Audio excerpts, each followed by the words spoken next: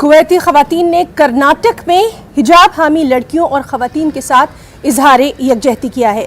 कुवैत में हिंदुस्तानी सिफारत खाने के बाहर मुजाहरे के लिए ये तमाम खवातीन जमा थी।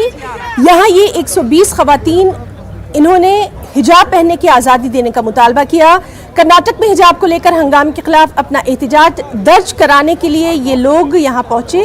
बताया गया कि ये खवातीन इस्लाम हामी तंजीम की खवातीन शख्स से वाबस्ता हैं।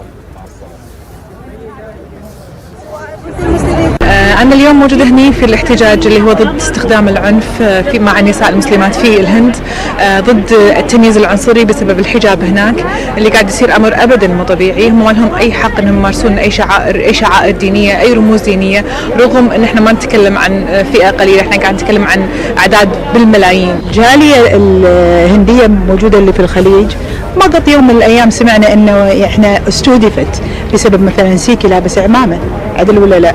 الجالية الهندية في الخليج بالملايين وعقودها بالملايين، لازم يفهمون الحكومة الهندية إن إحنا بالفعل ناس نحترم الآخرين، فالمفروض يحترمون إخواننا المسلمين في الهند. فالطفلة الهندية المسلمة هي أختي، أنا ما عندي مناطقية، أنا مسلمة في كل مكان، هي أختي. لذلك كل طفلة مسلمة محجبة في الهند، في الصين، في السند، من حقها أنها تلبس حجابها، وهذا من الحق خصوصا في دولة عرقية مختلفة الأعراق والأديان.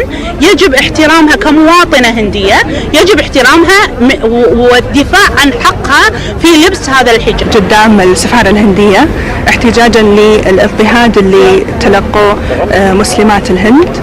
احنا نؤمن ان لهم الحق في التعليم ولهم الحق انهم يمارسون دينهم بحرية. هذه وقفة المنظمة هي مجرد ايصال رسالة ان احنا رافضين لهذا الظلم وان كان في بلد اخر، لكن الانسان هو الانسان اينما وجد، والظلم الواقع على اي انسان في هذه الارض وقع علينا جميعا.